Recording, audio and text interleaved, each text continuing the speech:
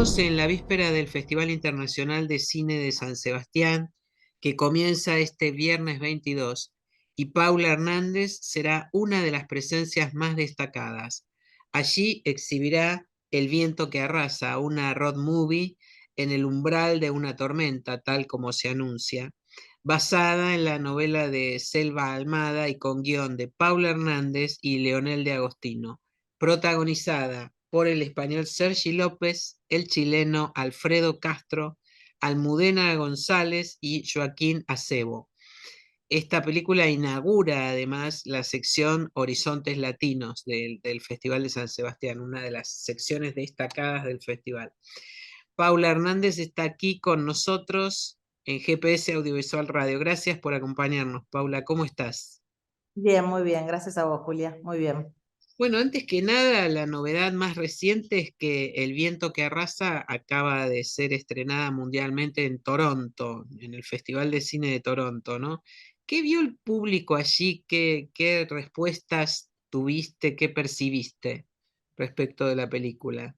Mira, tuvimos, Toronto es un festival que tiene mucha relación con la audiencia, que le da como un espacio grande al público, así que fueron dos proyecciones así en buenos horarios durante el fin de semana, llenas las dos y con buen intercambio con el público, ¿no? Hubo primero fue la proyección y después un Q&A con el público. Tuvimos como una muy buena recepción, las notas que tuvimos fueron buenas, digo, así que bueno, vamos a ver un poco cómo continúa ahora en San Sebastián. Mm. Estamos muy contentos. Donde, bueno, de hecho la película tiene varias proyecciones, según vi en la Sí, y programación. tiene varias proyecciones que están concentradas entre el día de apertura, digamos que la película, como bien decías, abre Horizontes Latinos, tiene proyecciones además también ese día más en la noche y al día siguiente. Así que son, no sé, creo que son como 5, no las conté, pero son varias proyecciones concentradas en 2 días. Sí. ¿Qué encontraste en la novela de Selva Almada y cuál fue el motivo determinante para llevarla a la pantalla grande, Paula? Mira, el proyecto en realidad es un proyecto que me acerca a Hernán Mosalupi. Él tenía los derechos de la novela hace varios años y un poco no habían encontrado cómo encauzar la novela.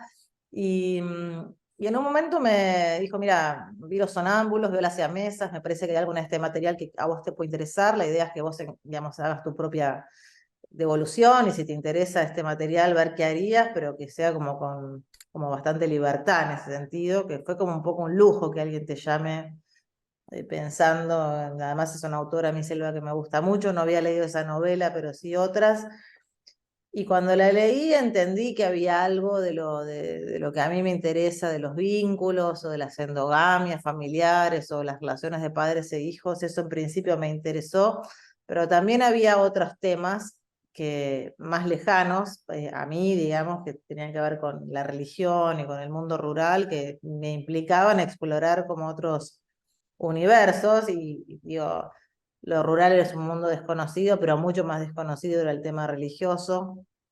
Y, y bueno, tuve como varias lecturas de la novela hasta pensar cómo adaptarla. Y a partir de ahí tuvimos un nuevo encuentro con Arnal, le di mi impresión de lo que yo tenía ganas de hacer y lo que no me interesaba hacer. Y fue como muy ponernos de acuerdo bastante rápidamente en ese sentido. Así que creo que es como una mezcla es como el buen casamiento, te diría, de una obra por encargo con una obra bastante autoral, porque siento Ajá, que la película la siento bastante propia sí. en el proceso de adaptación que hicimos también, ¿no? Ujú.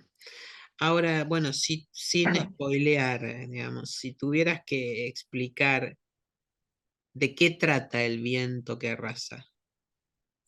El viento que arrasa en principio cuenta el viaje de un reverendo evangélico junto a su hija, que son dos personajes nómades.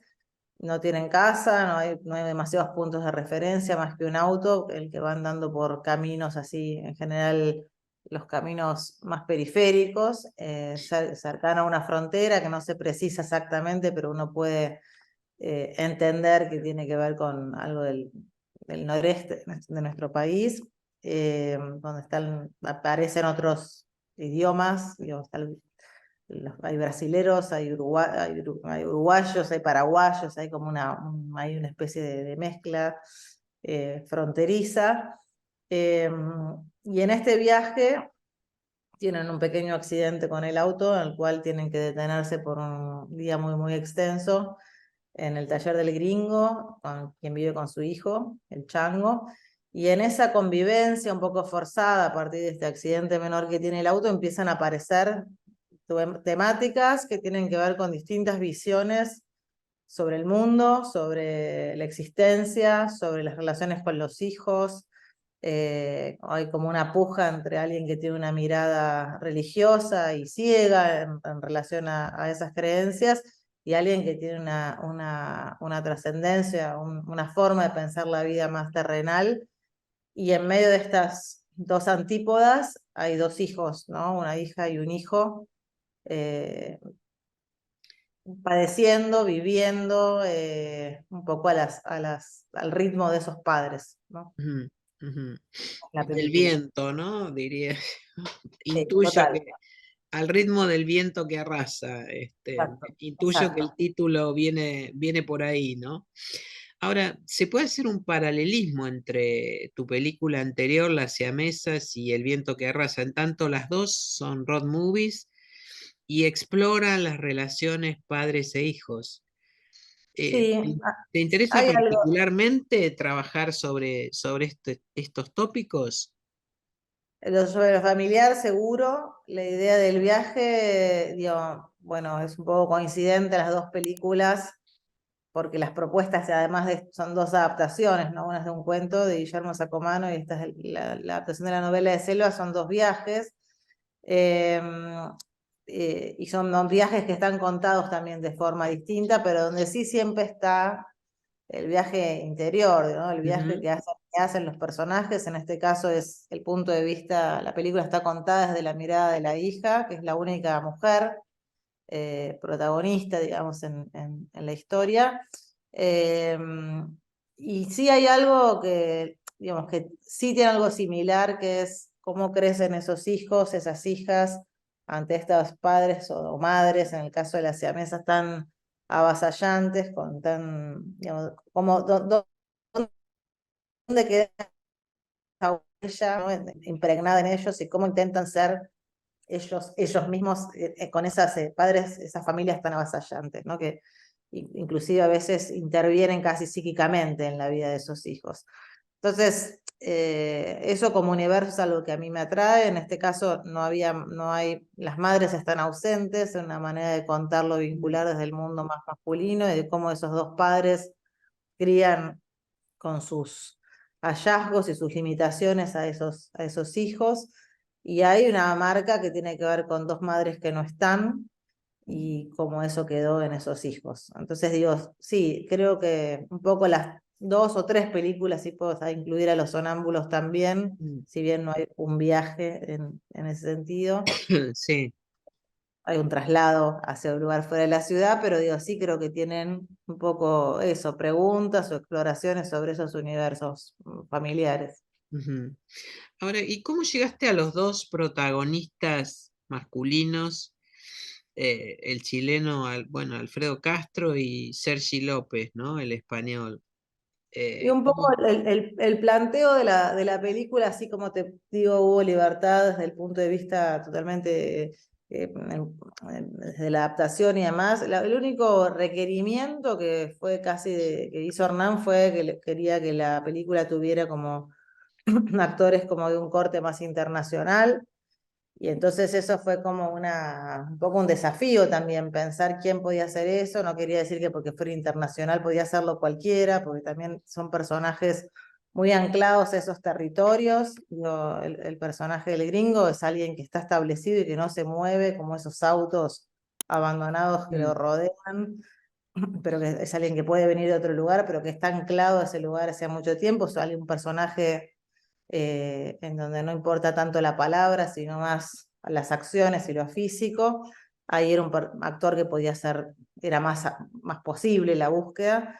En cambio, en el caso del reverendo, para mí no podía alejarse mucho de estos territorios, digo, no podía ser un español para mí transitando esas zonas, ¿no? Mm, Digo, y muy rápidamente me vino el nombre de Alfredo por el tipo de actor que es, por cómo aborda las situaciones emocionales, es un actor muy emocional en su forma de abarcar los personajes. Y también tiene un dominio de la palabra muy interesante, y me parecía que eso le podía venir bien haciendo un trabajo, que todos hicimos un trabajo hacia esos personajes, hacia ese universo, también desde lo sonoro, desde cómo hablan todos estos personajes, porque venían todos de lados muy diferentes, pero que era algo que creía que le podía dar un plus a este reverendo. Entonces eso fue un poco entre un pedido y algo que finalmente le vino muy bien a la buscabas, buscabas vos, claro, película. para esos personajes. Ahora, los dos jóvenes, corregime si me equivoco,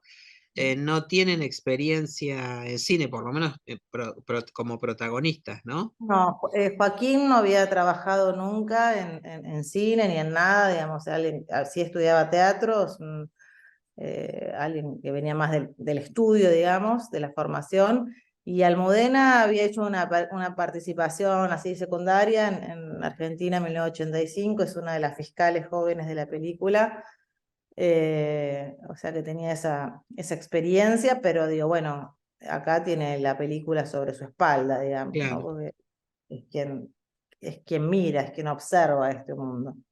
Ajá, ajá. Y eso surgieron a partir de un casting, digamos, Sí, hiciste un un casting casting. grande, largo, que se hizo en Uruguay y en Argentina, en los dos países, eh, porque es una coproducción entre Uruguay y Argentina, había que ver de qué manera se configuraban los elencos. Finalmente los dos salieron después de un proceso muy largo de casting y de probar y de juntarlos inclusive con Sergio y con Alfredo a ver, digamos, los finalistas tuvieron unos cruces con ellos y ahí terminamos de definir. Y después vino un trabajo así bastante largo de entrenamiento, como suelo hacer en general con los adolescentes con los que trabajo.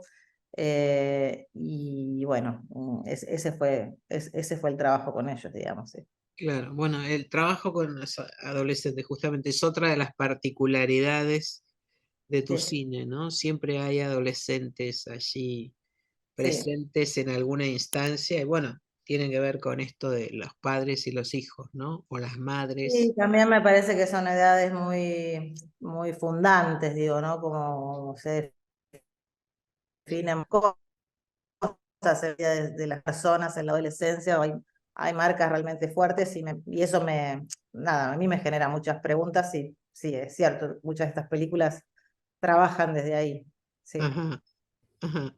Bueno, el viento que arrasa coincide, no sé si deliberadamente o no, con una coyuntura sociopolítica que se expresa en los últimos tiempos en la región y más puntualmente en la Argentina. Me refiero a la presencia de este pastor mesiánico, ¿no? ¿Mm? Estos personajes mesiánicos que están Sí. surgiendo. ¿Qué Ujú. lectura o interpretación hace el viento que arrasa de esto, sobre las sectas o sobre Sí. estas personas mesiánicas? Sí. Mira, está buena la pregunta. A mí, así como digamos, pienso, no sé, en los sonámbulos, que hablamos de situaciones que tienen que ver con el abuso y el patriarcado y demás, o acá donde aparecen estas nuevas creencias en esta película, siempre me pasa que no me gusta que el tema esté en primer plano, ¿no? Como que me gusta que eso sea algo que de alguna manera se desprenda de la historia que estás contando. Y en este caso la película habla de una cuestión de cómo una hija mira a un padre y a su forma de creer y de actuar en función de su creencia y de Sí, cómo va interviniendo sin contemplar realmente lo que sucede a su alrededor, ¿no? Como que su pulsión sí, es lo que manda. Y es interesante en ese sentido porque cuando uno puede tener esa lectura, pero lo que hablábamos también mucho ahora cuando estuvimos en Toronto y que era una pregunta que volvía era, bueno, ¿qué pasa con estas nuevas creencias? No todos necesitamos creer y ahí la idea del el evangelismo y estos pastores evangélicos digamos, tienen una llegada mucho más directa con el fiel, digamos, hay algo Sí, menos jerárquico que la Iglesia Católica, para mí es muy inteligente la forma en los que entran, porque, sí, sin digo, duda. en este caso es un pastor que llega a esos lugares medio recónditos de donde no llega nadie, donde a veces no hay ayuda, donde los sistemas ya están perimidos, y entonces, y hacen su trabajo concreto y social y teológico y realmente lo ves el trabajo, pero además de ese trabajo hay toda una ideología puesta en ese trabajo. Entonces digo, están esos pastores como Pearson, el de la película, y también están en el poder esos personajes, ¿no? Claro. Entonces digo, es un fenómeno muy, muy amplio y muy interesante, y también, bueno, ponen en jaque y vuelven a revolver sobre muchas cuestiones que tienen que ver con derechos ganados y adquiridos después de mucho tiempo. Y si bien en la película no hay un desarrollo de eso, vos ves un determinado sistema que tiene valores viejos, que tiene cosas patriarcales, con cómo se arman esas familias, cómo son esas creencias, cuáles son los lugares de las mujeres dentro de esos universos. Si bien hay un montón de pastoras también, pero siempre Sí, la sí, pastora sí, que hace la introducción al pastor. Entonces digo, si bien la película no es o sea, no hay una bajada de línea, creo que uno puede hacer una lectura sobre esto que sucede, ¿no? Digo, mm, son movimientos en muchos casos que, bueno, tienden hacia una derecha, y eso para mí trae muchas preguntas complicadas en relación a la humanidad. Al mismo tiempo, también puedo decir que cuando yo estuve visitando templos y estando con distintos pastores, es muy extraño lo que te genera, porque yo en principio nunca tuve ningún tipo de conexión con la vida religiosa, soy atea, no estoy bautizada, digamos, fue un mundo desconocido, y me sorprendió encontrarme también con alguien que en el hablar, si bien si podemos quitar lo religioso, en el hablar se me hacía muy fácil, muy cercano, mucho más cercano que un diálogo con un cura, más ¿entendés? Digo, como empático. sí, Claro. exacto. Entonces digo, creo que es un fenómeno enorme, interesante de ver cómo va penetrando y que está esta idea del milagro, ¿no? Sí, Como lo que se resuelve de forma milagrosa. Y eso creo que en nuestros países y en sociedades que están tan rotas, también tienen su lugar de ser, ¿entendés? Por algo crecen como crecen. sí, ¿Sí? sí, sí, sí, sí, sin duda, exactamente.